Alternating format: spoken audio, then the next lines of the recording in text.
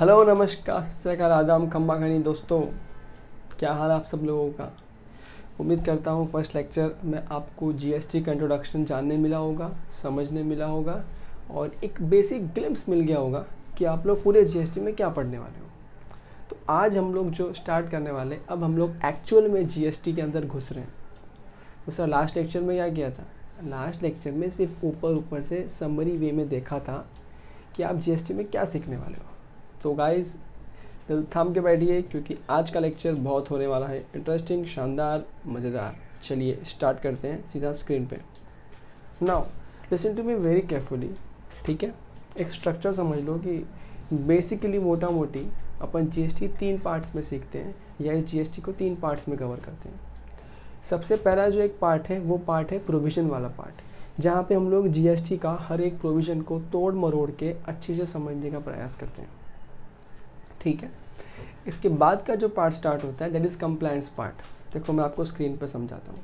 देखो ये है आपका प्रोविज़न वाला पार्ट। नेक्स्ट मॉड्यूल में आप लोग सीखने वाले हैं तो ये वाला पार्ट, ठीक है। ये अगेन प्रोविज़न वाला पार्ट है। यहाँ से स्टार्ट होता है कंप्लायंस वाला पार्ट। एक फटाफट से ओवरव्यू ले लेते हैं, फिर हम लोग फटाफट नेक्स्ट चैप्टर स्टार्ट करते हैं, ठीक है। Have a look now, have a look on this is module number 1। तो देखो सबसे पहली बात तो स्टार्ट करने के भी पहले एक नींव रखना बहुत ज़रूरी है। और सबसे इम्पोर्टेंट नींव जो आपके जीएसटी में है, 3 पिलर्स हैं जो प्रोविजंस की नींव है। इन्हीं बम्बू पे आपके जीएसटी का तंबू खड़ा है। देखो ध्यान से, 3 कौन से हैं? पहला प्लेस ऑफ सप्लाई, दूसरा टाइम ऑफ सप्लाई और तीसरा value of supply. Now sir ये तीनों चीज़ें हैं क्या? ये तीनों के ऊपर सेपरेट चैप्टर्स हैं। आपका प्लेस ऑफ सप्लाई हो गया चैप्टर नंबर 5 का, टाइम ऑफ सप्लाई होगा chapter number 6, value of supply chapter number 7। इन तीनों बातों को समझने के बाद आप मोटा मोटी 50 से 60% तक जीएसटी में क्या एक्चुअल टर्म्स का क्या मीनिंग है आप समझ पाओगे और इसके बाद आगे चल पाओगे मेरे साथ, या फिर जहाँ पे आप ऑफिस वगैरह में काम कर रहे हो वहाँ पे चीज़ों को टेक्निकल वे में समझ पाओगे। नाउ इफ़ यू ऑब्जर्व्ड, यहाँ पे है हर जगह सप्लाई यूज़ किया जा रहा है। तो मतलब सप्लाई के पहले कुछ और सप्लाई समझना पड़ेगा इन सब चीज़ों के पहले। तो यहाँ देखो सप्लाई, अब ये सप्लाई कहाँ पे दिया है? सप्लाई दिया है चैप्टर नंबर 2 में। बट ऑब्वियस हमने चैप्टर नंबर 1 पढ़ा है और आज क्या पढ़ेंगे? Chapter number 2। चैप्टर नंबर 2 में हम पढ़ेंगे सप्लाई। उसके पहले समझते हैं आगे और क्या है जीवन में। चैप्टर नंबर 4 में आपके पास है एग्जेम्पशंस फ्रॉम जीएसटी, कि कुछ चीज़ों पे जीएसटी लगता ही नहीं है। एंड है आईटीसी। याद है अपन ने लास्ट लेक्चर में बात किया था आईटीसी मतलब क्या था? ITC was kind of advance tax अभी के लिए। जब फ्यूचर में जाएंगे तो टर्मिनोलॉजी में बात करेंगे, टेक्निकल वे में बात करेंगे। फिलहाल के लिए सिंपल रखो, क्या था वो? Advance tax, kind of advance tax, ठीक है। बाकी विल सी इट लेटर जब चैप्टर नंबर 8 में आएगा तब। जैसे ही हम लोग यहाँ तक सीखते हैं हम जीएसटी के ऑलमोस्ट अच्छे बड़े प्रोविजन से गो थ्रू हो जाते हैं। इसके बाद स्टार्ट होता है कंप्लायंस वाला पार्ट। कंप्लायंस वाले पार्ट में इंसान को रजिस्ट्रेशन कब करना है, टैक्स इनवॉइस कैसे बनाना है, अकाउंटिंग कैसे करनी, ई वे बिल किस तरह से बनेगा, टैक्स भरना किस तरह से, रिटर्न्स आपके जीएसटीआर 3B, जीएसटीआर 1 एक्सेट्रा वो चीज़ें कैसे होंगी, इंपोर्ट एक्सपोर्ट आप जीएसटी में किस तरह से मैनेज करोगे, रिफंड्स कैसे होंगे, and all such things would be there in compliance part. और इस कंप्लायंस पार्ट के बाद जो उसके बाद वाला पार्ट है जो कि बहुत ही खुराफाती पार्ट है, असेसमेंट कैसे होता है, सर्च सीजर कैसे होता है, इंस्पेक्टर्स कैसे बीच में आते हैं, कैसे जब आप कोई कांड करते हो तो ऑफिसर्स आके आपकी बैंड में जाते हैं, वो सारे पावर्स उनको कहाँ से मिलते हैं, लोग कहते हैं तुम कहाँ से आए, किस तरह से आ गए, वो सारे पावर्स उनको इसी एक्ट के तहत मिलते हैं। वो सारे पावर्स हम सीखने वाले हैं पार्ट 3 में। तो देखो अगर आप ध्यान दोगे ज़्यादा इंटरेस्टिंग कौन सा पार्ट लगता है? Part number 2 and part number 3, जहाँ पे बहुत मज़ा आने वाला है। रिटर्न्स बनाना या अपलोड करना भी हम सीखेंगे, यहीं पे सीखेंगे। सीरीज़ में बने रहिए और काफ़ी सारी बहुत सारी चीज़ें हम सीखने वाले हैं। लेकिन इन सब का बेस कहाँ है? पार्ट नंबर 1 में। तो let's come to part number 1, ठीक है। अब हम लोग कुछ ही देर में मॉड्यूल में चलेंगे। फिलहाल के लिए देखिए हमारा आज का पार्ट क्या है, दिस सप्लाई। ये देखो यहाँ पे, सर क्या होता है सप्लाई? क्यों पढ़ रहे हैं सप्लाई, अलग से क्यों पढ़ना है सप्लाई, सभी क्वेश्चंस का आंसर अभी मिलेगा बहुत जल्द। देखो ध्यान से मेरी एक लाइन सुनना, कान खोल के लिसन, मैं क्या बोल रहा हूँ। GST is tax levied on supply of goods or services or both। Again ध्यान से सुनना, वापस मैं क्या बोल रहा हूँ। GST is a tax levied on supply of goods और सर्विसेज और बोथ। समझ में आ रहा है? इसका मतलब यहाँ पे अगर तुमको एकदम लेमैन में तुमको समझ रहे एक चीज़ कि GST किस पे लिवाया होगा, गुड्स और सर्विसेज पे ना, supply of goods or services पे। इसके लिए अब ये सप्लाई वर्ड को समझना और ज़रूरी हो जाता है। इसका मतलब क्या है सर, अगर GST में, अगर इस पूरे एक्ट में, पूरे प्रोविजंस में कहीं पे भी अगर किसी भी एंगल से सप्लाई नहीं है, अगर आप प्रूफ कर देते हो डिपार्टमेंट को कि ये सप्लाई नहीं है तो वहाँ पे GST भी नहीं है, टैक्स भी नहीं है, कुछ भी नहीं है। तो बहुत ही शानदार होगी ये जर्नी। देखो फटाफट से मैंने एक छोटी सी समरी शीट बनाई है, इसके बाद हम लोग चलेंगे आपके मॉड्यूल पे और एनीवे हम लोग डिटेल में वहीं से स्टडी करेंगे। Have a look. अब देखो एक ध्यान से समझने एक चीज़ को, हर एक सेक्शन याद करने की ज़रूरत नहीं है, सब सेक्शन में घुसने की ज़रूरत नहीं है, रिमेंबरिंग पॉइंट ऑफ व्यू से, section number point of view से। लेकिन एक ऊपर का सेक्शन याद रहे, यानी कि एक मेन हेडिंग सेक्शन का याद रहे तो अच्छा है, मज़ेदार है, बिकॉज ये चीज़ें एग्ज़ाम में काम आएगी, स्पेसिफिकली जो बच्चे सिर्फ एग्ज़ाम्स के लिए इन वीडियोस को देख रहे हैं। ठीक है, ओके। सो सप्लाई हम सीखने वाले हैं सेक्शन नंबर 7 में। अब देखो सप्लाई मतलब क्या क्या आता है और क्या क्या नहीं आता है। तो यहाँ देखो ध्यान से, एक सिंपल टर्म जो सप्लाई दिखता है, देखो इसमें कितनी डिटेल्स हैं। Supply includes supply for consideration in course और फर्दरेंस ऑफ बिजनेस। नहीं समझा? सब समझेगा, रिलैक्स।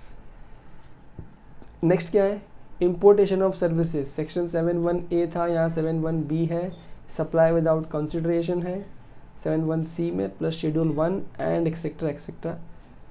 एक्सक्लूड में क्या है, एक नेगेटिव लिस्ट है, मतलब कुछ तो ऐसा है जो शायद सप्लाई में नहीं आने वाला है।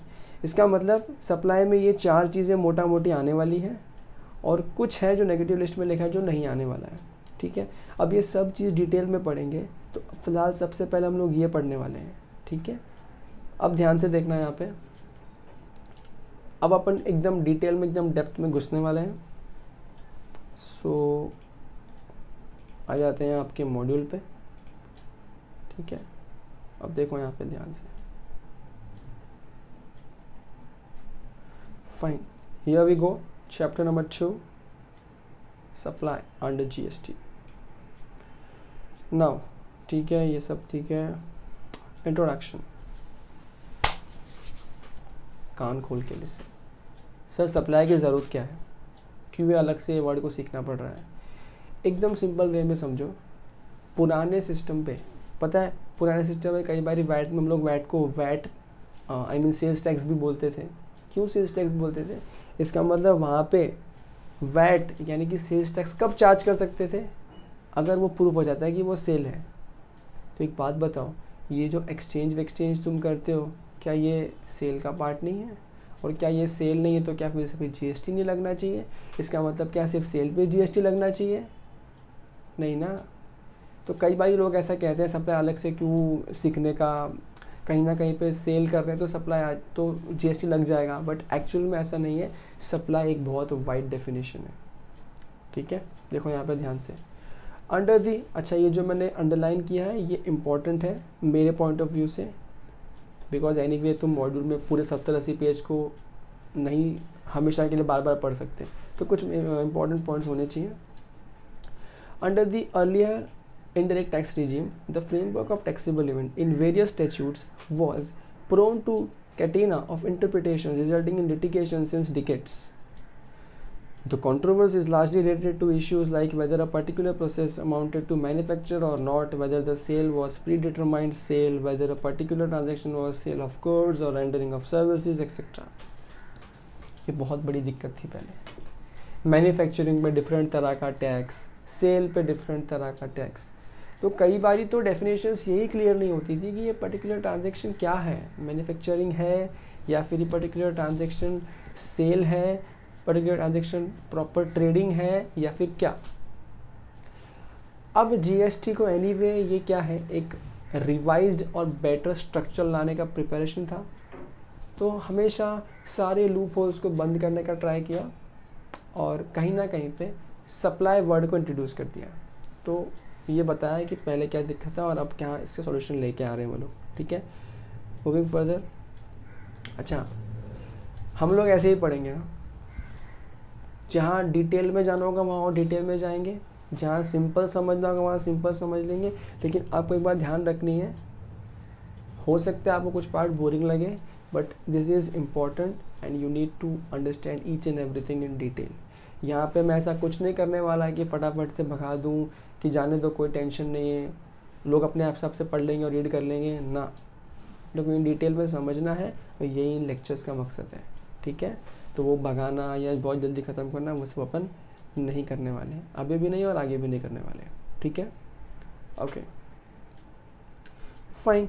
तो अल्टीमेटली ये सारे कन्फ्यूजन्स को सॉल्व करके डिपार्टमेंट ने यहाँ पे साफ साफ बोल दिया कि हमको यहाँ पे अगर तुम्हारा रिक्वायरमेंट सप्लाई हो जाता है, अगर जो तुम कर रहे हो वो सप्लाई है तो सिंपल है, वहाँ पे जीएसटी आ जाएगा, ठीक है।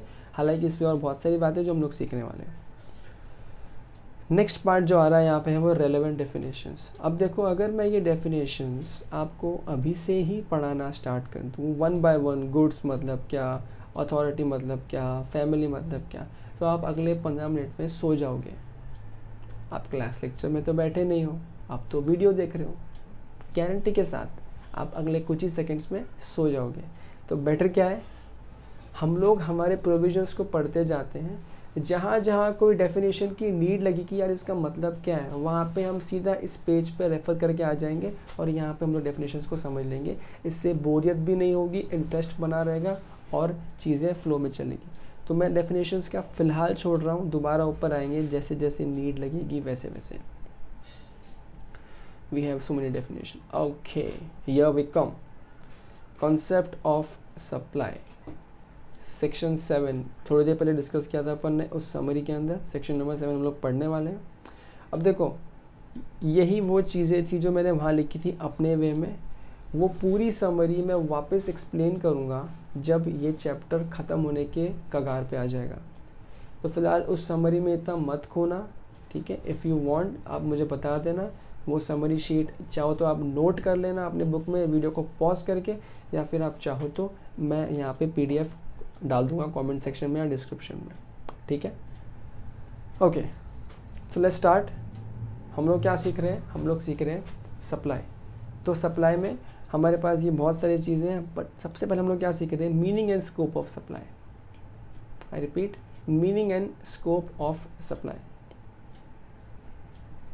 अब यहाँ देखो, स्टैट्यूटरी प्रोविजंस, ये आएगा, सब कवर होगा धीरे धीरे, ठीक है। सेक्शन नंबर 7, सिर्फ meaning and scope of supply पे you have so much of provisions. अब पता है आपकी बुक की खासियत क्या है, या मैं कहूँ इंस्टीट्यूट की इस बुक की खासियत क्या है, हर पर्टिकुलर सेक्शन में इन्होंने ऐसे किया है, पहले पूरा प्रोविज़न लिख के दिया है और बाद में उस प्रोविज़न, अच्छा इस प्रोविज़न में क्या है, बेयर एक्ट है, ठीक है, जैसा कानून में लिखा है एज इट इज़ यहाँ पे लिखा है। इसके सेकेंड पार्ट में एनालिटिकल दिया है, यानी कि एनालिसिस दिया है कि हर एक सेक्शन का क्या मीनिंग है, with examples, pictorial presentations and everything, ठीक है। अब अपने को सीखना है वन बाय वन, धैर्य और पेशेंस बनाए रखें। ये चैप्टर बहुत बड़ा है मगर ये चैप्टर इम्पॉर्टेंट है, ठीक है, बिकॉज सप्लाई ही नहीं जानोगे तो जीएसटी किस पे लगाओगे भैया। चलो, so okay, meaning and scope of supply. देखो यहाँ पे पहले देखते हैं बैरेट क्या कहना चाहता है। 7.1 अपन पढ़ रहे हैं। अगेन देखो, आप चाहो तो मैं दोबारा आपको वो शीट पे ले चलता हूँ। यहाँ पे देखो, इंक्लूड्स में क्या है, supply for consideration in course और फर्दरेंस ऑफ बिजनेस। 7.1A हम लोग फिलहाल सिर्फ ये पढ़ रहे हैं। चलते हैं, ओके। सो 7.1 के अंदर ये आ गया A, इसे को ऐसे ही पढ़ रहे हैं, सेक्शन 7 सबसेक्शन 1 और clause A। Okay, supply includes all form of supply of goods or services और both such as sale, transfer, barter, exchange, license, rental, lease or disposal made or agreed to be made for a consideration by a person in the course or furtherance of business. जो ऊपर ऊपर से लगता है supply मतलब cell हो सकता है सिर्फ, ऐसा है क्या यहाँ पे? नहीं। सप्लाई मतलब क्या क्या है? अच्छा, सप्लाई किसका? गुड्स का, सर्विसेज का, या दोनों का? किस फॉर्म में? या तो आपने सेल किया है, सेल आपको पता है सेल का मतलब क्या होता है, या फिर आपने ट्रांसफ़र किया है। अब कई बार क्या होता है ना, बेचते नहीं हो, आप ट्रांसफ़र कर देते हो कि मेरा ये प्रॉपर्टी है, या जाने तो प्रॉपर्टी सिंपल रखो ना, मेरा ये फ़ोन है, मैं तेरे नाम पर ट्रांसफ़र कर रहा हूँ, तो क्या आप बोल दो कि सेल नहीं है? अरे ऐसा ही लोग करते थे पहले जानबूझ के। बहुत लोग ट्राई करते हैं किस तरह से लूप होल्स निकाल सकते हैं।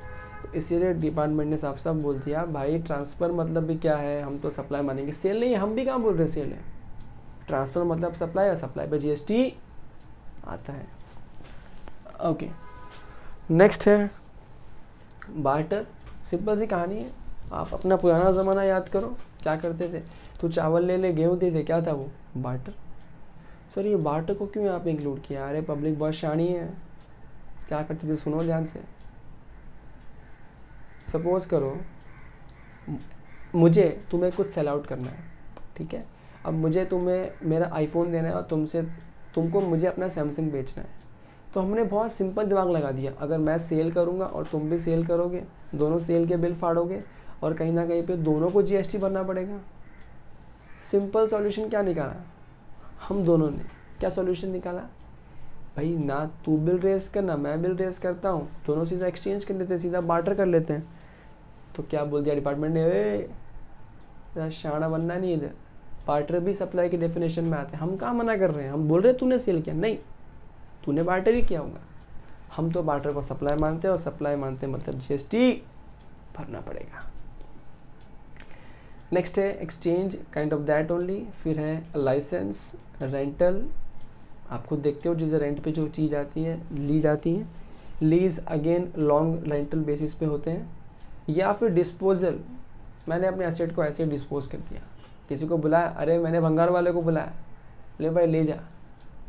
भंगार वाला, अब एक आम इंसान क्या सोचता है, अरे भंगार वाले को देने के लिए क्या जीएसटी का मजमज रखते हैं? अरे भाई सुन, मेरा बहुत बड़ा फैक्ट्री है, बहुत सारा स्क्रैप है, बहुत सारा कचरा जमा हुआ, रद्दी लेके 100 करोड़ का रद्दी बेच दिया, तो क्या जीएसटी नहीं घुसना चाहिए?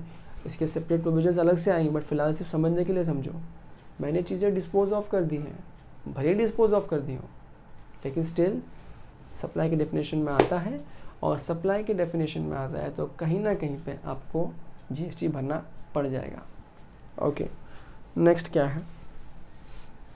अच्छा, ये सब कौन करेगा? तुम और मैं करोगे, हम फंस जाएंगे क्या? तुमने अपने घर का 10 रुपये किलो का पेपर बेचा, अपन दोनों को जीएसटी भरना पड़ेगा ना? देखो यहाँ पे, मेड और agreed to be made for a consideration, ठीक है? ये जो भी ट्रांसफ़र हो रहा है, एक्सचेंज हो रहा है, किसी ना किसी कंसिडरेशन के बदले हो रहा है। एग्जाम्पल, मैं तुम्हें कुछ दे रहा हूँ, मतलब तुमसे कुछ ले रहा हूँ, तो ये कंसिडरेशन है ना आपस में, यानी कि या कोई सेल हो रही है, कंसिडरेशन के बदले हो रही है, वहीं पे आएगा सप्लाई। अच्छा, ये कौन करना चाहिए? By a person. Sir person मतलब क्या? इंसान? क्या बिजनेसमैन नहीं हो सकते क्या?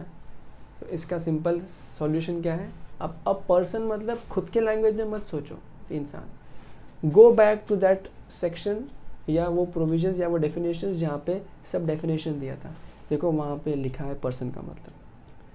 Person includes what?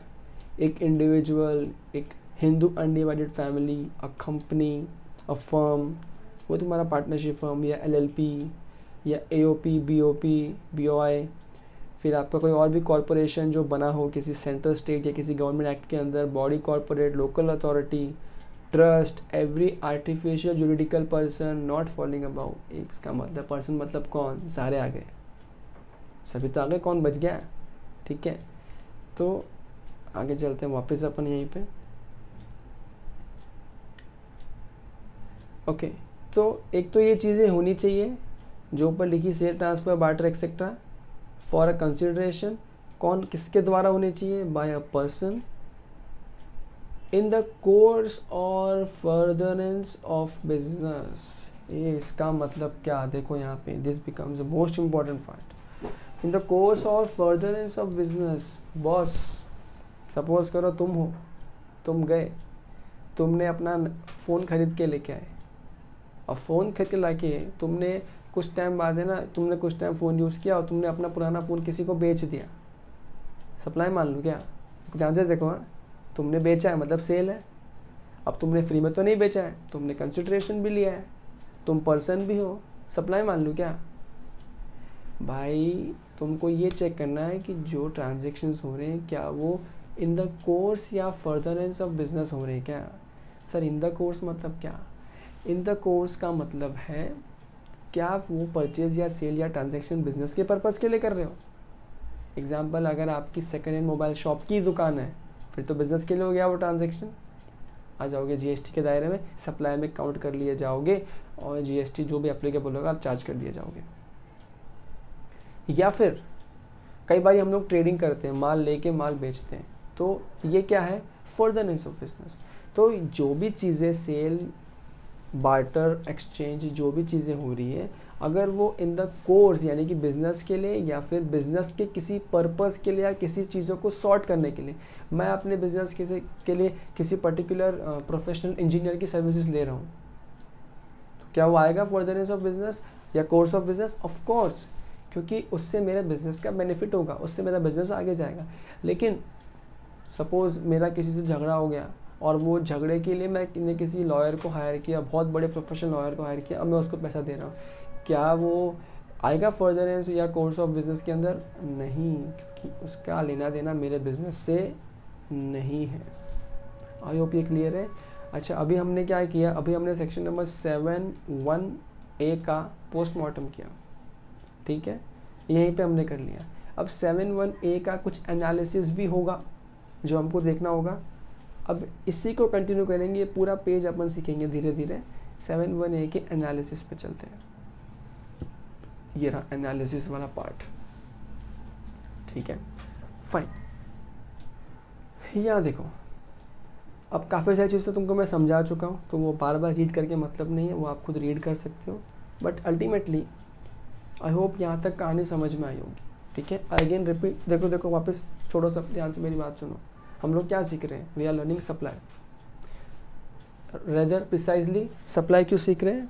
बिकॉज यहाँ पे सप्लाई पे ही हम लोगों का पूरा जीएसटी का टिका हुआ है, या जीएसटी का बम्बू का तंबू टिका हुआ है, ठीक है। अब यहाँ पे जब सप्लाई सीख रहे हैं, या फिर हमने जो लाइन सीखी थी पूरी, क्या था वो लाइन? अगर याद कर सकते हो तो लिख लो, बहुत इंपॉर्टेंट लाइन है। क्या था line?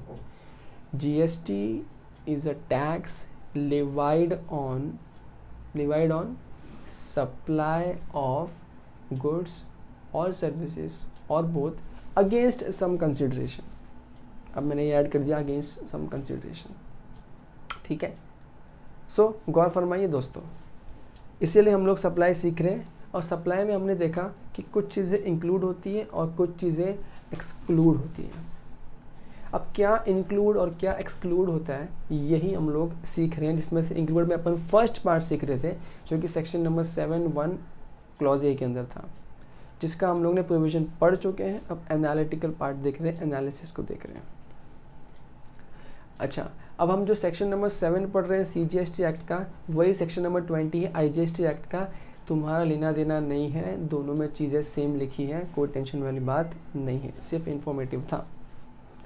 Now the meaning and scope of in terms of section 7 के मैंने स्टूडेंट, ठीक है। Supply should be of goods or services, supply of anything other than goods or services like money, security does not attract GST. Simple सी बात है ना। किसका होना चाहिए सप्लाई? ये सप्लाई मतलब वही है, क्या था? Barter, exchange, sales, transfer, lease, rental, याद है ना, ठीक है। तो वो किसका होना चाहिए? या तो गुड्स का या फिर सर्विसेज का। इसका मतलब अगर कुछ भी चीज़ ऐसी है या सप्लाई भी है मगर गुड्स या सर्विसेज का सप्लाई नहीं है, तो फिर वो जीएसटी के दायरे में नहीं फंसेगा। सर अभी नई दिक्कत आ गई, सर गुड्स या सर्विसेज का मतलब, सर दुनिया में दो ही तो चीज़ होती है, एक गुड्स और एक सर्विसेज। ठीक है, अपने को एक्ट से जाना है, एक्ट के हिसाब से जाना है, तो अपने को एक्ट से समझना पड़ेगा कि गुड्स मर्जे का है, एक्ट से समझना पड़ेगा सर्विस मर्जे का है। सिंपल है। तो ये ध्यान रखना, गुड्स और सर्विसेज का मतलब जानना ज़रूरी है। जो आपको मतलब पता है ना, अपने पास रखो, अपने को एक्ट के हिसाब से मतलब जानना है। ठीक है, okay.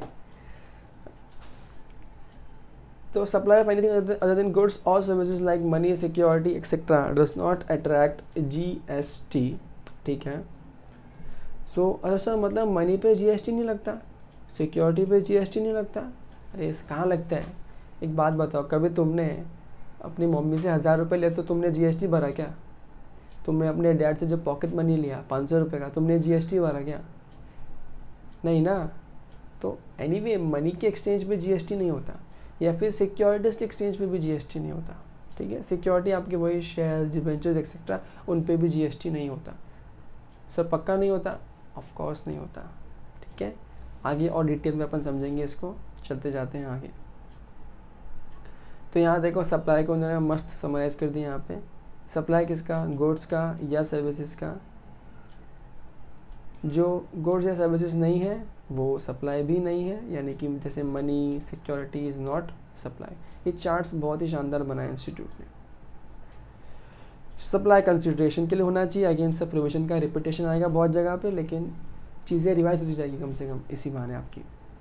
Supply should be made in the course of, again repetition है, तो ये हो गया पैरामीटर्स, वही जो ऊपर पढ़ा उन्होंने चार्ट में समझाया। यहाँ कुछ पार्ट था जो आई डेंट फाइंड कि इतना ज़रूरत है फ़िलहाल, तो मैंने इसको काट दिया है। आप चाहो तो अपने नॉलेज के लिए पढ़ सकते हो, दिक्कत आए तो मुझसे पूछ सकते हो। हालांकि ये सारा पार्ट लेटर पार्ट में कवर हो रहा है, तो टेंशन वाली बात नहीं है। जैसा चार्ट मैंने बनाया था कुछ ऐसा ही यहाँ पे बना हुआ है, इंक्लूड एक्सक्लूड्स का, ये हम लोग समझेंगे मेरे ही चार्ट के थ्रू। ओके, ये पॉइंट भी ऑलरेडी अपन समझ चुके हैं, चाहिए याद रहे। देखो अपन 7(1)(a) का ही एनालिसिस के अंदर है। Supply for consideration in the course और फर्दरेंस ऑफ बिजनेस, एनीथिंग अब supplied other than goods and services is outside the scope of supply. अब पता है ये चीज़ें बहुत इंटरेस्टिंग हो गई है।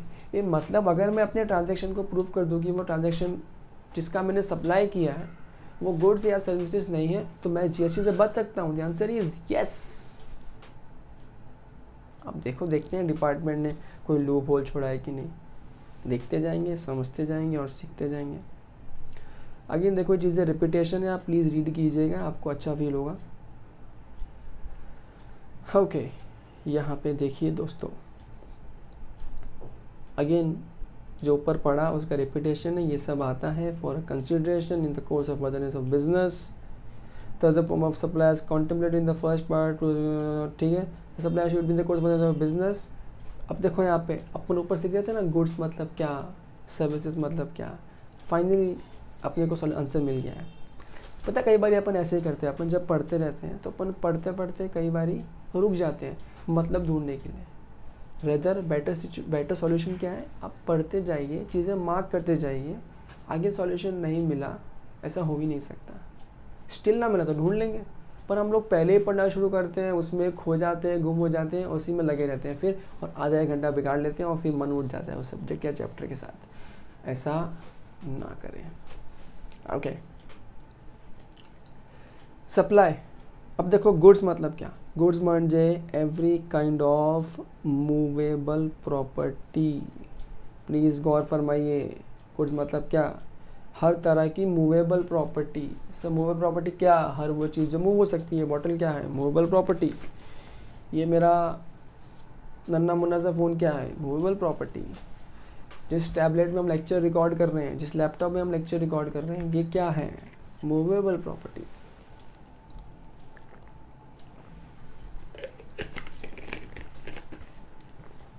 ओके तो सर क्या क्या गुड्स मतलब से movable property? The answer is yes, it means only movable property. Sir तो हम लोग जब घर बेचते हैं या जब हम लोग लैंड बेचते हैं तो क्या वहाँ पे वो गुड्स की डेफिनेशन में नहीं आता, वो गुड्स की डेफिनेशन में आता है as per sales of goods act. GST के लिए वो गुड्स से बाहर है।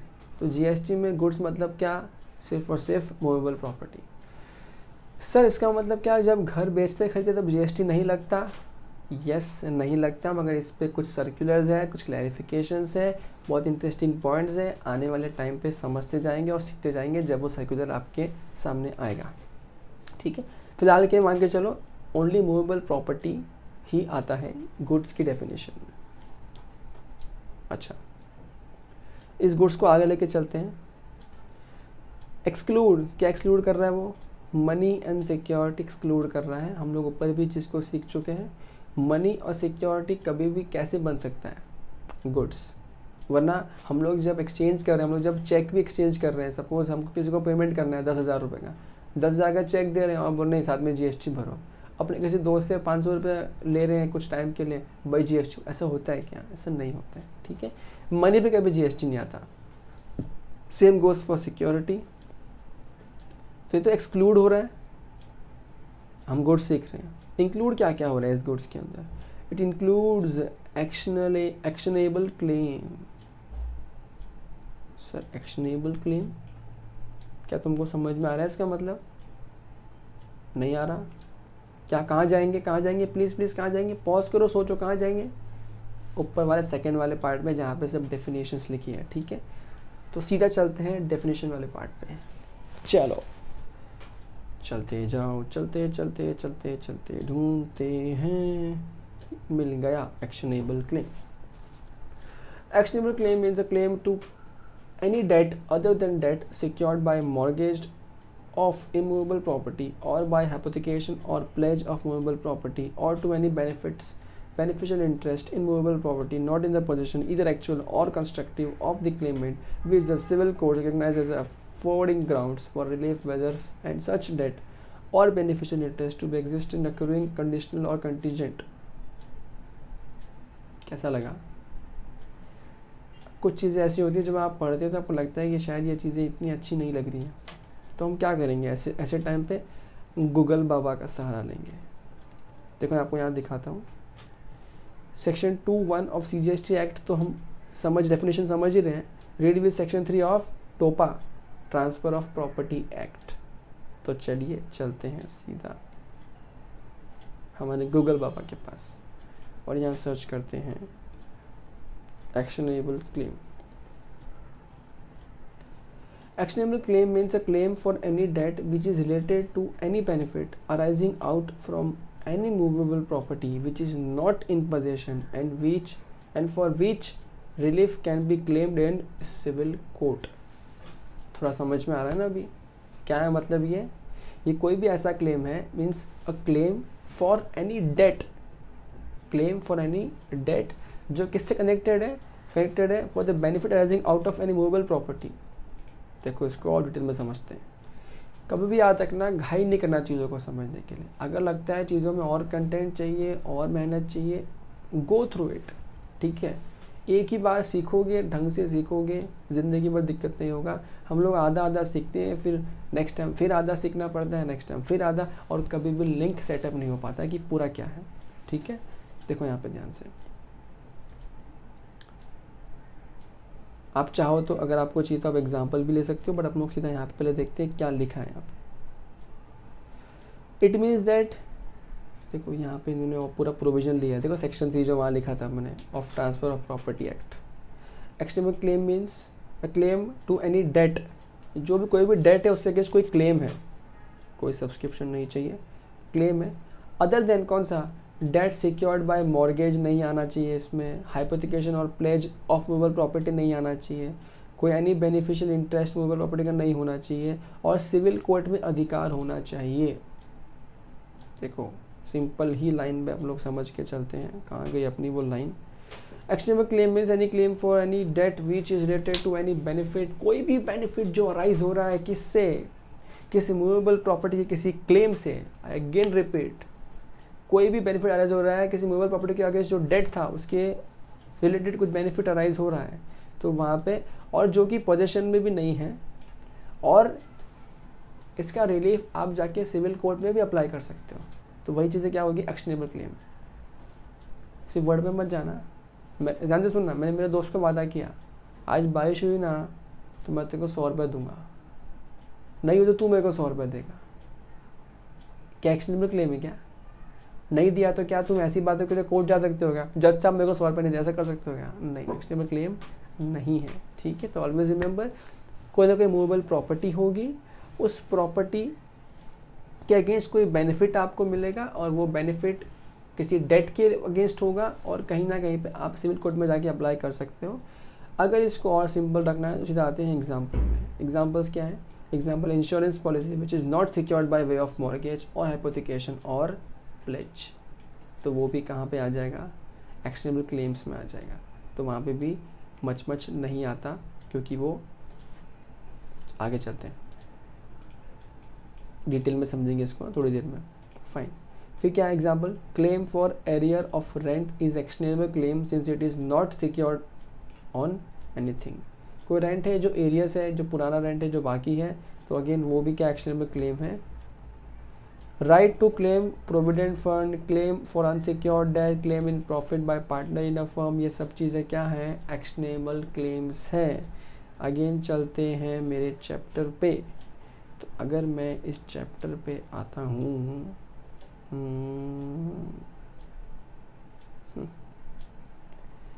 एक्शनेबल क्लेम इंक्लूड करना एक्सक्लूड करना है? सर इंक्लूड करना है ऐसा लिखा तो है। चलो वापस यहाँ पे कहीं और अच्छी चीज़ देखते, कुछ मिलता है तो। ये देखो यहाँ पे actionable claim is the goods and definition of goods under GST specifically includes actionable claim, but as per schedule 3 of the GST 2017 actionable claims other than lottery, betting and gambling are neither a supply of goods or services। ये वाला part आगे का part है, schedule 3 हम लोग सीखने वाले हैं आगे वाले पार्ट में, उसको फिलहाल इग्नोर करो, फिलहाल के लिए होल्ड रखो, पेशेंस रखो। बट ये जान के चलो फिलहाल के लिए मैं क्या समझ सकता हूँ, एक्शनेबल क्लेम क्या है? गुड्स है, इसका मतलब क्या हम सीख चुके हैं ऑलरेडी। अब वो गुड्स है, इसके लिए वो इंक्लूड किया जाता है गुड्स के अंदर, क्लियर एंड सॉर्टेड है। और क्या क्या इंक्लूड करते हैं? ग्रोइंग क्रॉप्स, तुम्हारे उगे रहते कोई क्रॉप्स, वो घास, एंड थिंग्स अटैच टू या forming part of the land which are agreed to be served before supply or under a contract of supply. तो ये सारी चीज़ें भी किस में आ जाती है? कहीं ना कहीं इंक्लूड कर जाती है सप्लाई के डेफिनेशन में, सप्लाई नहीं सॉरी गुड्स के डेफिनेशन में। अब सीखते हैं services. Service means anything other than goods. Simple सी कहानी, सिंपल सा डेफिनेशन। अगेन इसमें मनी और सिक्योरिटी नहीं आती, लेकिन क्या आता है? Includes activities relating to use of money. Money से कनेक्टेड जो एक्टिविटीज़ हैं वो भी सर्विसेज में आती है। ए ध्यान से सुनना, मनी आता है क्या सर्विसेज में? नो। देखो क्या लिखा है यहाँ पे, लिसन लिसन लिसन, क्या लिखा है यहाँ पे? क्या है? मनी एक्सक्लूड है। लेकिन यूज़ ऑफ मनी से कनेक्टेड जो एक्टिविटीज़ हैं वो आती हैं किस में? सर्विसेज में। तो कहीं ना कहीं एक जिज्ञासा जागनी चाहिए, मन आना चाहिए, हिम्मत भी होनी चाहिए कि सर जाके एक बार देख लेते हैं कि ऊपर मनी का डेफिनेशन क्या लिखा है। तैयार हो आप लोग? जिसको नहीं जानना है आप 2-4 मिनट स्किप कर लेना इस वीडियो को यहाँ से, लेकिन हम तो जा रहे हैं सीखने मनी का डेफिनेशन। प्लीज़ कमेंट करके बताइएगा कि आपको ये तरीका जम रहा है या कुछ चेंज करना चाहिए इसमें, बिकॉज मेरा तो मानना है डिटेल में ही पढ़ना चाहिए। Okay, consideration actionable claim. Money, देखो money money money Money means the Indian legal tender or any foreign currency, check, promissory note, bill of exchange, letter of credit, draft, pre-order, traveler check, money order, postal, electronic remittance और any other instrument जो भी RBI recognise करता है वो सब चीज़ें किस में आ जाती है? मनी में आ जाती है। ये देखो, लेकिन क्या नहीं आता मनी में? but shall not include any currency that is held for its numismatic value। इसका मतलब मनी, आप जिस भी चीज़ को आप जो मार्केट में देख रहे हो, आपका बिल ऑफ एक्सचेंज, आपका चेक, आपका कैश, आपका प्रोमिसरी नोट, आपका LOC, ड्राफ्ट, पे ऑर्डर, सब कुछ मनी है। लेकिन क्या मनी नहीं है? कोई भी ऐसी करेंसी जो हेल्ड की हो न्यूमिस्टिक वैल्यू के लिए। सर जी न्यूमिस्मेटिक वैल्यू के लिए, सॉरी न्यूमिस्मेटिक वैल्यू के लिए। अब बताओ न्यूमिस्मेटिक वैल्यू क्या होता है? थांबा रे बाबा, हर बार गूगल जाके नहीं करने यार, कुछ चीज़ें खुद को पता होनी चाहिए ना। जस्ट किडिंग, एनीवे आपको करना ही पड़ेगा, आपको नहीं आएगा तो। फिलहाल इसका बहुत सिंपल मीनिंग समझ लो, बिकॉज हर चीज़ को डेप्थ में जाऊंगा तो तुम लोग कहीं पागल ना हो जाओ। सिंपल समझो। पता है तुम कई बार किसी वेबसाइट पे देखते हो कि अगर किसी के पास 1885 का वो कॉइन है तो उसको 5 लाख रुपए मिलेगा, किसी के पास किसी पर्टिकुलर ईयर का कोई कॉइन है तो उसको इतना पैसा मिलेगा। पता है जो कॉइन, जो करेंसी बंद होने के बाद इतनी रेयर है कि वो अब एंटिक करेंसी बन गई है, एंटिक कॉइन बन गया और वो कॉइन सेल हो रहा है उसकी कीमत से ज़्यादा। तुम्हें पता है कई बार कोई वेबसाइट्स ऐसी हैं जहाँ पे आपके इंडिया का आने का मतलब समझ लो 1 पैसे 2 पैसे का जो कॉइन है वो लाखों में बिकता है। एक बात बता, वो 1 पैसे का कॉइन अगर 1 पैसे की चीज़ के लिए काम आ रहा है ना, तब तो वो मनी है। लेकिन अगर वो 1 पैसा का ट्रेड हो रहा है, आई रिपीट, वो 1 पैसा का ट्रेड हो रहा है और वो चीज़ें 1 पैसे के बदले लाख रुपए में बिक रहा है, तो क्या वो करेंसी अपने काम के मुताबिक कर रहा है जिसके लिए बना है? वो नहीं, वो कुछ और हो रहा है वहाँ पे। तो उसी को क्या कहते हैं, उन्हीं करेंसी को बोलते हैं न्यूमिस्मेटिक वैल्यू के लिए जो हम रखते हैं करेंसीज को, वो। तो ये मनी का पार्ट नहीं बनती, ये मनी में नहीं आती। चलते हैं वापस आगे।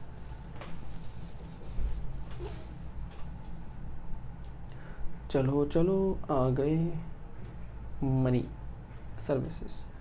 तो सर्विस में गुड्स के अलावा सब कुछ सर्विसेज है। मनी और सिक्योरिटीज आता नहीं है, लेकिन यूज़ ऑफ मनी आता है। यूज़ ऑफ मनी कैसे? एक तो जो आपने ऊपर सीखा उस तरह का, दूसरा किस तरह का, जो भी सर्विसेज मनी से कनेक्टेड है, जहाँ पे कुछ लोग एक्स्ट्रा अमाउंट चार्ज कर रहे हैं, एक्स्ट्रा चीज़ें चार्ज कर रहे हैं, सर्विस चार्ज कर रहे हैं, वो चीज़ें तो आएंगी ना सर्विसेज में। एग्जाम्पल सिंपल करते हैं। आप बैंक में एक चेक डालते हो 10,000 का चेक है। क्या बैंक 10,000 के चेक को पास करने का 10,000 में से कुछ GST आपसे एक्स्ट्रा मांगती है क्या? वो नहीं, क्योंकि चेक क्या है, आपने में भी सीखा, वो मनी है और मनी तो बाहर ही है उन सब पॉइंट से, ठीक है। लेकिन क्योंकि यहाँ लिखा है मनी एक्सक्लूड भी कर रहा है, देखो आप देख लो तुम, तो वहाँ तो GST नहीं आता। लेकिन अगर वो चेक बाउंस होता है तो बैंक बोलती है तेरे लिए हमने चेक लिया, उस बैंक में गए, RBI के बंदे से तो कोऑर्डिनेट किया, तूने वो चेक बाउंस करवाया, अब हम तेरे अकाउंट में 118 रुपये का चार्ज मारेंगे। कभी ध्यान से देखना, वो 118 रुपये के ऊपर 18% यानी कि 9% का CGST SGST भी चार्ज किया होता है। वो क्यों चार्ज किया होता है?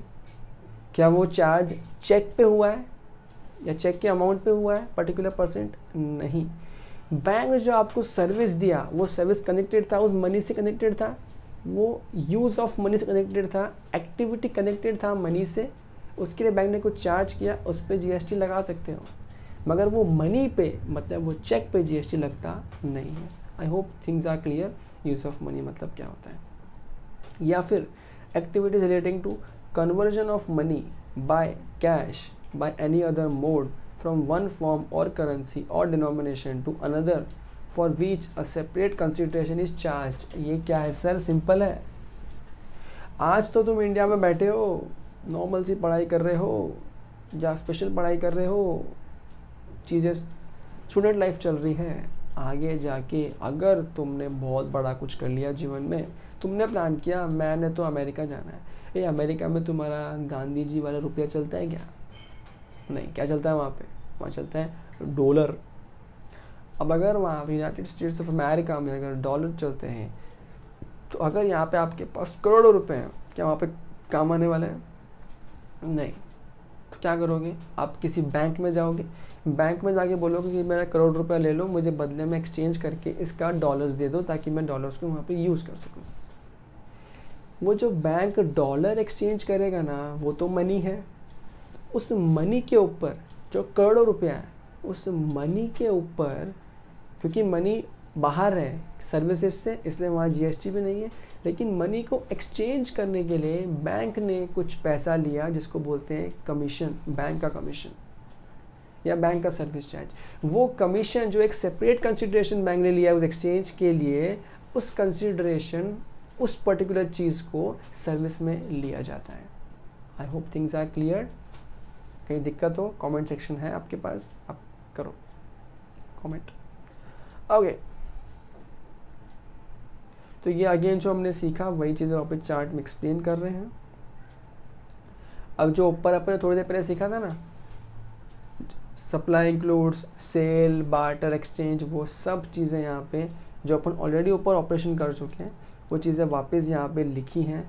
आप चाहो तो एक बार रीड कर लेना, और अगर नहीं भी करते हो तो जितना समझाया उतना सफिशिएंट है, वर्ड बाय वर्ड इसमें जाने की कोई ख़ास रिक्वायरमेंट नहीं है, ठीक है। ये बार्टर एंड एक्सचेंज, एग्जांपल लेते हैं क्या बार्टर एक्सचेंज पे एग्जांपल लेते हैं, ध्यान से सुनना।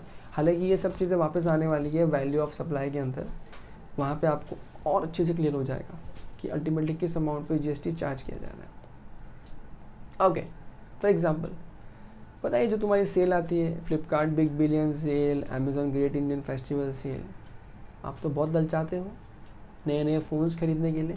अब सपोज़ आपने एक नया आईफोन परचेज़ करना चाहा, आपने अपनी किडनी बेच दी है और अब आप रेडी हो नए आईफोन को परचेज़ करने के लिए। अब वो आईफोन परचेज़ करने का सपोज़ कॉस्ट है 1 लाख रुपया, आपके पास पुराना एक डब्बा पड़ा है किसी भी पुरानी कंपनी का, जिसका वहाँ पे लिखा होता है पता है एक्सचेंज वैल्यू 10,000 मिलेगा। तो आप क्या करते हो, वहाँ पे एक्सचेंज वैल्यू पे जाते हो, 10,000 का आप फ़ोन एक्सचेंज पर डाल देते हो। तो सिंपल होता क्या है, घर पे जब बंदा आईफोन लेके आता है आपका 10,000 का फ़ोन लेके चले जाता है और आपको आईफोन दे जाता है 1 लाख रुपए का। आप नेट कितना पेमेंट करते हो उस 1 लाख के आईफोन के लिए? 90,000।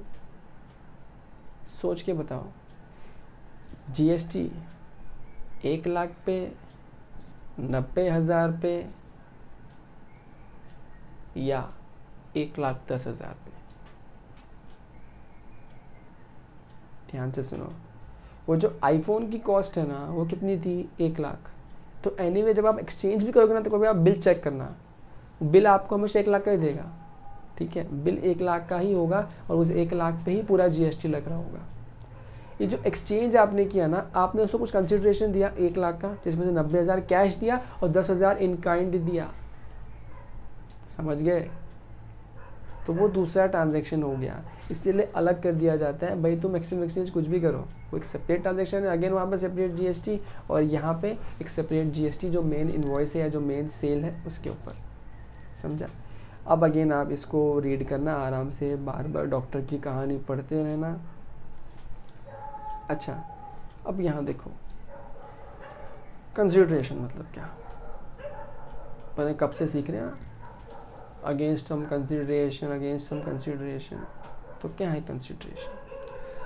Consideration does not always mean money, it can be money और इन काइंड। बोलो अब भी अपन ने सीखा, इधर लिखा है, देखा? मतलब कितना स्मार्ट हो गए ना अपन। Art work send by artist to gallery for exhibition is not supply as no consideration flows from the gallery to the artist. Simple सी कहानी है। हालांकि कुछ सेपरेट कहानी आगे आएगी अपने जीवन में जहाँ पे कंसिडरेशन नहीं होगा तो भी हम सप्लाई मान लेंगे, लेकिन नॉर्मल सिचुएशन पे सप्लाई कम मानते हैं, कंसिडरेशन होना ही चाहिए। मतलब consideration should be against some goods and services का सप्लाई, सिंपल। ओके, ओह वाह, ये देखो जैसे अपन गूगल करते हैं वैसे ये लोग भी डिक्शनरी में से मीनिंग निकाल के लिखते हैं बहुत जगह पे। बैड जोक क्या, ठीक है ना, मत हंसो। अगेन जो अपन ने सीखा वो इस पूरे चार्ट में एक्सप्लेन करने का ट्राई किया है, जो कि आप जब चाहो दोबारा एक बार देख सकते हो। पता है इस बुक की यही खासियत है, आप जब एक बार चीज़ सीखते हो ना तो वो बार बार चीज़ें रिपीट होते जा रही है, एग्जाम्पल्स के साथ, चार्ट के साथ, पिक्टोरियल प्रेजेंटेशन के साथ, वो चीज़ें रटती हो रही है, याद हो रही है। अब आपको करना है जब आप इस चैप्टर को पढ़ रहे हैं इस पर्टिकुलर मटेरियल से, आप चीज़ों को मार्क करते जाइए, कंसाइज करते जाइए, ताकि जब आप रिवाइज करेंगे तो आपको एक ही बार चीज़ को रीड करना है। कई बार लोग बोलते हैं मॉड्यूल पढ़ना बहुत डिफिकल्ट है, मॉड्यूल कैसे पूरा कवर करने का, बहुत सिंपल एंड सॉर्टेड है बॉस।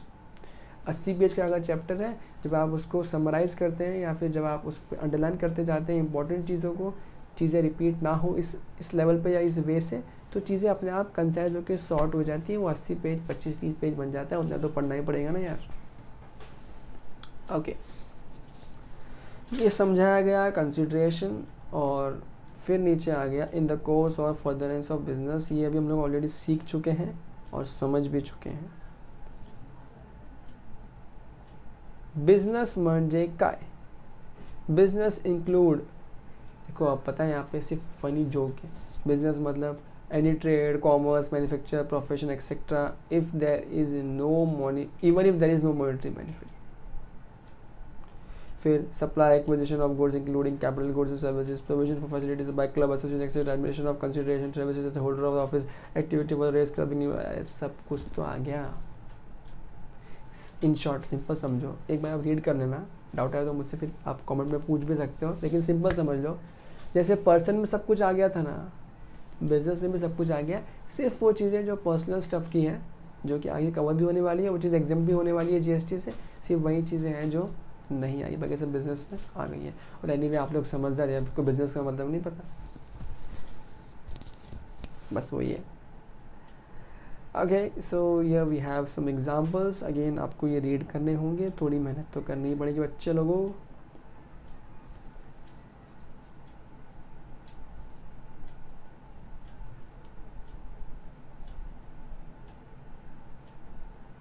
देखो, सप्लायर लेवाइबल टू जीएसटी, अगेन जो अपन अब तक कह रहे थे वही यहाँ लिखा है। Once an activity or transaction qualifies as a supply, one needs to determine whether the same is liable to GST or not। मतलब चेक करो पहले तो क्या वो सप्लाई है क्या, सप्लाई आ जाता है, फिर आप क्या चेक करोगे कि क्या उस पर GST लेवाइबल है, GST से एप्लीकेबल है या नहीं है। ठीक है, तो अगेन ये चीज़ें डिटेल में आएंगी नेक्स्ट चैप्टर में, बट फिलहाल के लिए आपको इतना समझना काफ़ी है।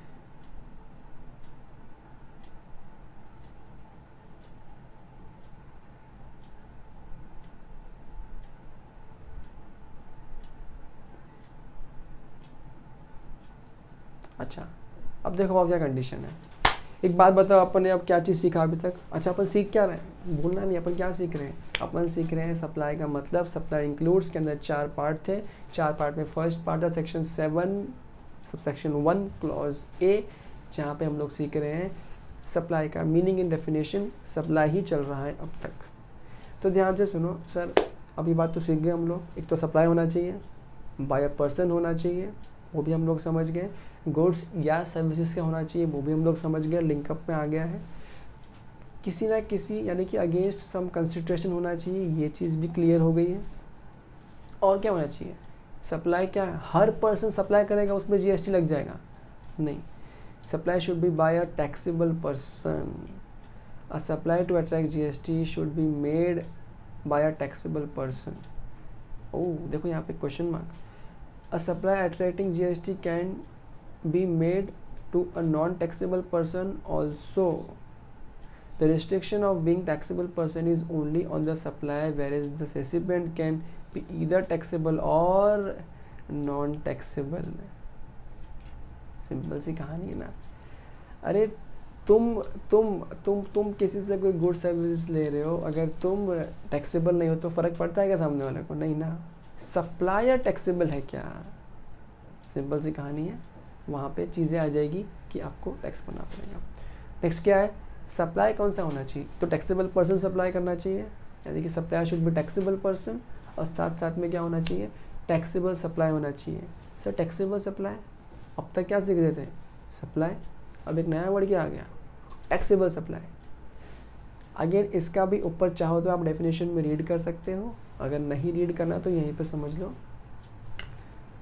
टैक्सेबल सप्लाई वही आपका जो सेल, एक्सचेंज, बार्टर सब चीज़ें, लेकिन कुछ चीज़ें हैं जो डिपार्टमेंट ने आगे आने वाले पार्ट में आएगा, वो चीज़ें डिपार्टमेंट ने हटा दी है कि उन चीज़ों पे हमको नहीं लेना है जीएसटी। वो सप्लाई को टैक्सेबल सप्लाई हम लोग नहीं मानते।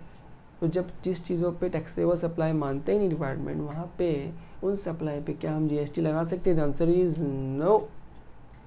सो इसके लिए क्या बोला डिपार्टमेंट ने, क्या क्लैरिफाई किया? टैक्सेबल सप्लाई पे ही लगेगा जीएसटी। अच्छा, अब यहाँ पे ना ये सर्कुलर है, taxability of cost petroleum. Sir आप चाहो तो इस सर्कुलर को आप पूरा रीड कर सकते हो, या फिर आप चाहो तो मैं आपको फटाफट शॉर्ट में बता दूँ क्या शॉर्ट में? ओके, ध्यान से सुनो।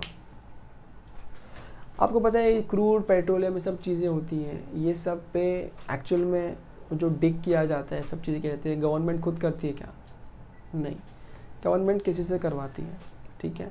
अब ये कैसा होता है, जैसे एग्जांपल कहीं पे गैस मिली, कहीं पे अंडरग्राउंड कहीं पे गैस मिली, तो गवर्नमेंट क्या करती है? बिडिंग करती है, प्राइवेट प्लेयर्स को पिक्चर में लेके आती है और उनकी टेक्नोलॉजी उनसे यूज़ करवा के सब काम उनसे करवाती है and they have some agreement. क्या होते हैं एग्रीमेंट को? देखो यहाँ पे लिखा है, क्या बोलते हैं? Production sharing contract. ये एक कॉन्ट्रैक्ट बन जाते हैं उनका। अब इस कॉन्ट्रैक्ट में क्या होता है ना, दो तरह की चीज़ें होती हैं। एक तो जो कंपनी डिगिंग कर रही है, चीज़ें खोद रही है, ढूंढ रही है, एक्सट्रैक्ट कर, सब चीज़ें जो कर रही है उसका एक कॉस्ट लगता है, जो कि वो लोग का कॉन्ट्रैक्ट क्या होता है कि गवर्नमेंट एज इट इज़ वो कॉस्ट उनको रीइंबर्स करेगी। एक बात बताओ, जितना लगा उतना गवर्नमेंट रीइंबर्स कर रही है, तो क्या यहाँ पे सप्लाई वप्लाई आना चाहिए बीच में? क्या सप्लाई को बीच में घुसाना चाहिए? नहीं घुसाते हैं बीच में। उसको बोलते क्या है? Cost petroleum. जो कॉस्ट है रीइंबर्स हुआ, ख़त्म उसकी कहानी। नेक्स्ट पार्ट क्या है? नेक्स्ट पार्ट है प्रॉफिट पेट्रोलियम। ये पार्ट कौन सा पार्ट है? अब ये कॉस्ट निकलने के बाद जो निकलता है ना वहाँ से गैस, क्या उसे पूरा को प्राइवेट कंपनी का, प्राइवेट प्लेयर का है? द आंसर इज नो, तो गवर्नमेंट का ही है। भले ही वो बेच भी रही हो, सब गवर्नमेंट के कॉन्ट्रैक्ट के अंडर हो रहा है। अब जब वो रिकवरी होती है, वो प्रॉफिट की रिकवरी जब होती है, उस प्रॉफिट को अगेंस्ट, देखो यहाँ पे साफ साफ है। अच्छा सर, ये प्रॉफिट, क्या ये पूरा प्रॉफिट गवर्नमेंट ले जाती है? The answer is no. कहीं ना कहीं प्रॉफिट शेयर हो जाता है, और जो पार्ट हमें बेयर करना पड़ता है या जो पार्ट एक कॉस्ट बन के निकल के आता है उस एग्रीमेंट के अंदर, उस पार्ट को हम लोग बोलते हैं बेसिकली लेजर लेजी रिलेशनशिप, यानी कि लीज।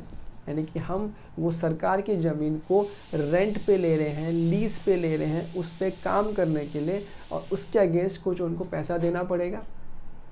तो इन चीज़ों पे कंफ्यूजन था कि क्या इस पे जीएसटी आएगा या नहीं आएगा।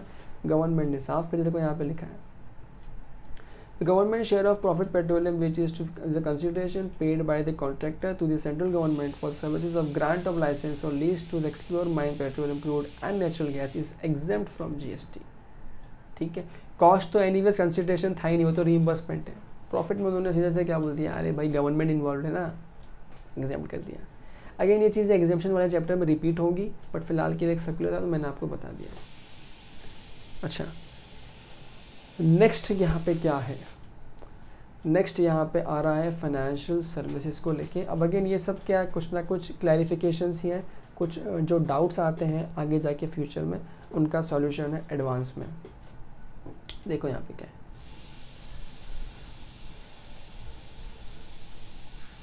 देखो ये तो अपने ऊपर सीखा था, definition of goods and services specifically excludes both money and security. ये चीज़ें तो नहीं आती हैं, ठीक है, एक्सक्लूड हो जाती है गुड्स या फिर सर्विसेज दोनों में। लेकिन देखो यहाँ पे फिर वापस बताया, the definition of money includes instrument like cheque, draft and so and so and so on. Therefore activities that are only transactions in such instrument would be outside the definition of service. Simple है, जो money हो तो वैसे भी बाहर ही है service के definition के। लेकिन याद है ना, अपने सीखा था एक्टिविटीज कनेक्टेड टू मनी से सर्विसेज का करना, मनी नहीं, मनी एक्सचेंज करना नहीं, मनी से कनेक्टेड जो एक्टिविटीज़ होती है उनकी वो सर्विसेज में इंक्लूड कर ली जाती है, सर्विसेज में ऐड कर ली जाती है। तो यहाँ देखो, while these transactions would be outside the ambit of supply, the related activity for which separate consideration is charged would be chargeable to GST if other element of taxability are present। अरे भाई simple है ना, वही check वाले example याद कर लो।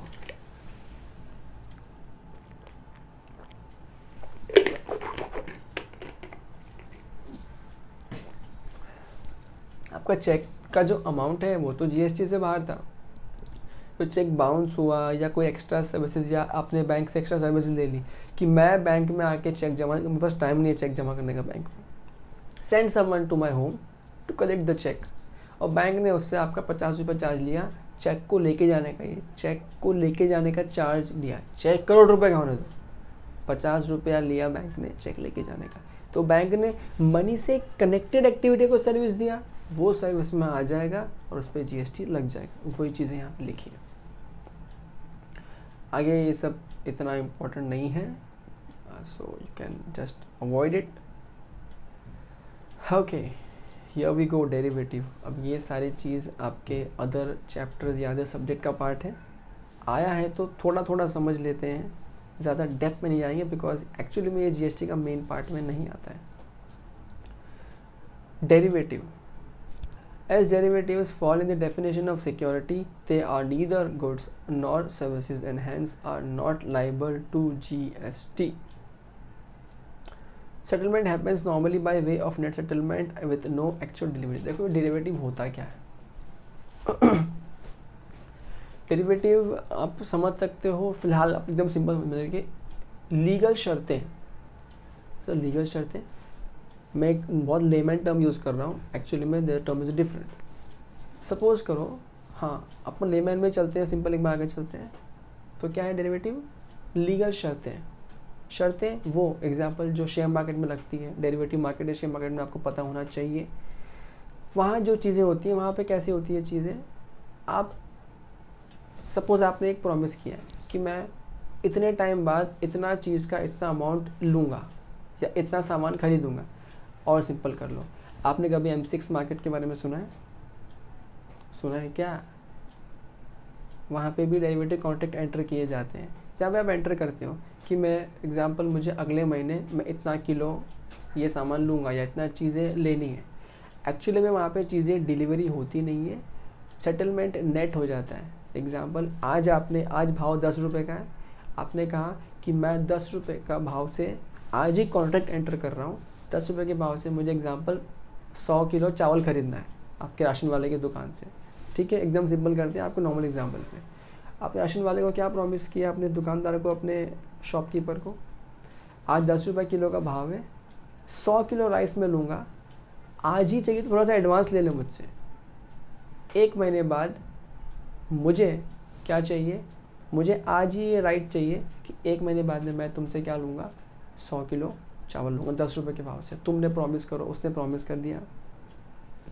तुम्हें पता है, तुम दिमाग वाले हो, चावल का भाव तो बढ़ते जा रहा है, बढ़ते जा रहा है. 1 महीने बाद चावल का भाव हो गया 15 रुपया. अब तुमने क्या वादा किया था, 10 के भाव से खरीदूंगे. अब वो सामने वाला को भले ही कितने के भाव से आ रहा हो, तुमको कितने मिलेगा, 10 के भाव से मिलेगा. लेकिन ना तुम्हारा मेन मकसद चावल खरीदना था क्या? नहीं, तुम्हारा मकसद था चावल के जो इन्फ्लेटेड रेट होने वाले थे 1 महीने बाद उससे कमाना. तो तुम क्या बोलोगे, मेरे को चावल नहीं चाहिए, तू चावल मुझे घाटे में देगा ना. एक काम कर, 5 रुपया क्या तू क्या कर, 10 का मैं तुझसे लेता हूँ, वापस 15 में तू मुझसे ले ले, जो मार्केट रेट है. सिंपल सी कहानी है. या फिर सीधा मुझे 5 रुपये दे दे.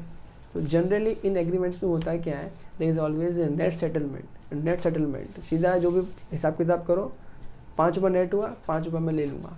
तो ये क्या है, डेरिवेटिव एग्रीमेंट है. जो मैंने आपको बताया ये बहुत ज़्यादा सिंपल करके बताया है. डेरिवेटिव का एक अलग सेपरेट सेशन कभी हम एक दिन कर सकते हैं और वहाँ पे डिटेल में समझ सकते हैं कि शेयर मार्केट में डेरिवेटिव किस तरह से डील किए जाते हैं. Okay, so let's start the further point.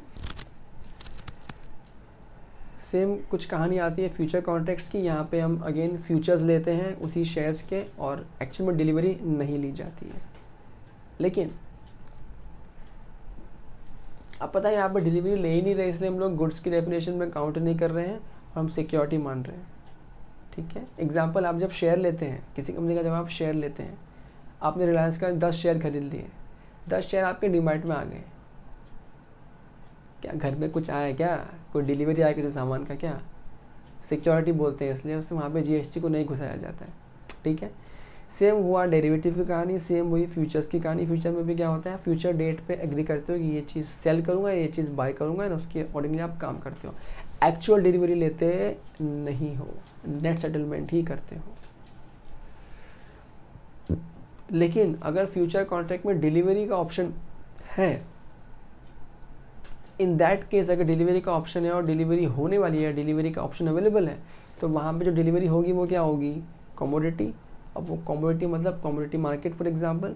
तो जो कमोडिटी डिलीवरी होने वाली है तो वहाँ पे हम लोग सप्लाई मान लेंगे. वो 100 किलो चावल की एग्जांपल देखो, तुम्हारे नेट कर दिया तो कहानी खत्म हो गई. पर अगर तुमने चावल ले ही लिया फिर तो गुड्स हो गया ना. ध्यान से सुनो, कॉन्ट्रैक्ट थोड़ी गुड्स है, गुड्स लिया तो गुड्स है ना, वही चीज़ यहाँ पे एप्लीकेबल है। Same goes with forward contracts and secure debt. आप एक बार रीड कीजिएगा। अच्छा, ये जो अब तक मैंने पढ़ा ये क्या था, दिस वॉज सेक्शन 7(1)(a), ठीक है। अब तुम लोग इस पोजीशन पे आ गए हो कि मैं इसको थोड़ा और समझा सकता हूँ। ये था मेरा वो चार्ट। सेक्शन 7 हम लोग पढ़ रहे हैं, सप्लाई।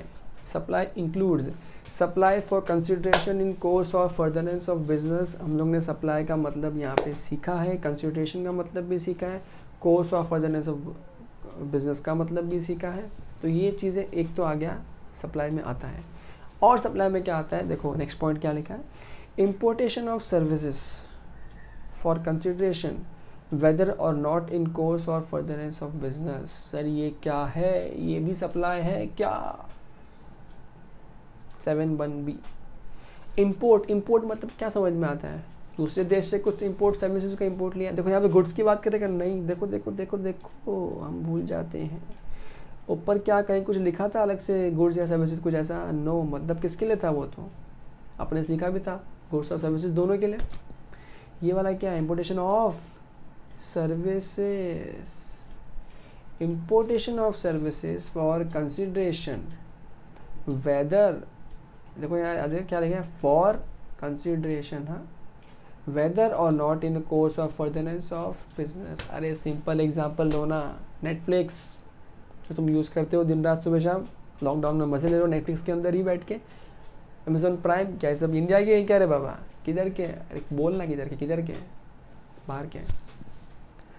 कभी ध्यान देना, जो आप नेटफ्लिक्स का सब्सक्रिप्शन लेते हो उसके अगेंस्ट आपको एक इनवॉइस मिलता है, चेक करना उस इनवॉइस पे भी जीएसटी लगा हुआ होता है।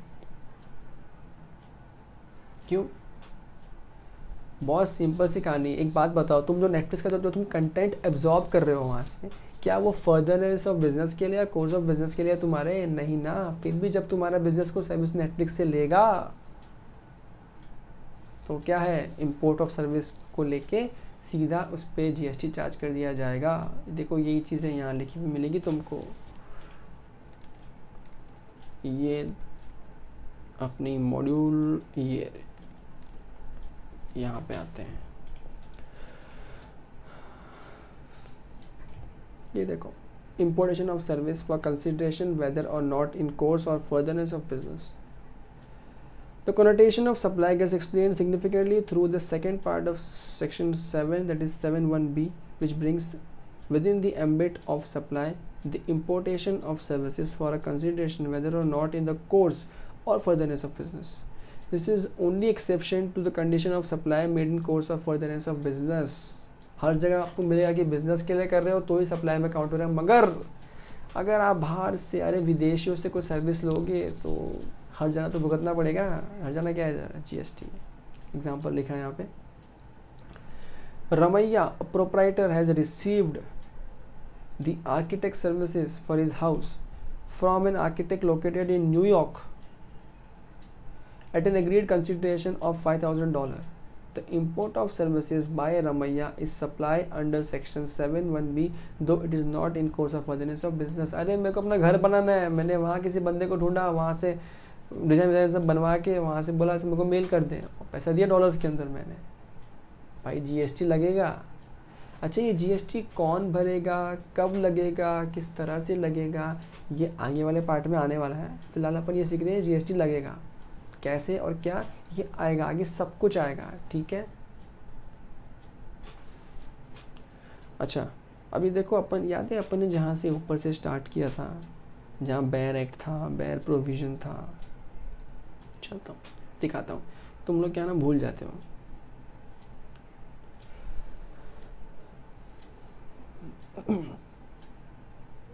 ये देखो, ये हमने किया 7(1)(a) पढ़ लिया।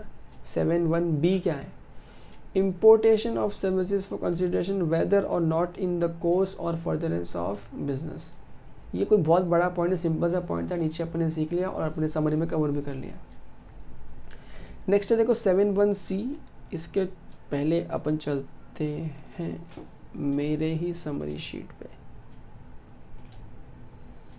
ये देखो और क्या क्या आता है, आप एक समझ लो एक बार। यहाँ पे एक समरी में ये आ गया, ये आ गया, और क्या आता है, सप्लाई विदाउट कंसिडरेशन। देखो पहले तो क्या आता है, सब कुछ प्रॉपर था, for consideration in the course of furtherness of business. फिर क्या आया, importation of service for consideration, भले ही फर्दरनेस ऑफ बिजनेस में हो या ना हो। नेक्स्ट क्या है, सप्लाई विदाउट कंसिडरेशन। यहाँ पे 4 चीज़ें ऐसी हैं जो आपको शेड्यूल 1 में लिखी हुई मिलेगी, और इनके अंदर क्या है, वो 4 ट्रांजैक्शन ऐसे हैं जहाँ पे कंसिडरेशन नहीं भी हुआ ना, सप्लाई मान लेंगे। फिर कुछ चीज़ें, कुछ एक्टिविटी ऐसी है जहाँ पे डिपार्टमेंट कुछ क्लैरिफिकेशंस दिए हैं शेड्यूल 2 में, जहाँ पे पहले पता है मैंने बताया था, पहले दिक्कत था रेस्टोरेंट में वो गुड्स है कि सर्विसेज है, तो अब उसको सर्विसेज से मान लिया सीधा सीधा। तो वो चीज़ें कहाँ लिखी है, आपके 7(1)A में, या फिर कह सकता हूँ शेड्यूल 2 में लिखी है। ठीक है, तो यानी कि हमने ये 2 पढ़ लिए हैं।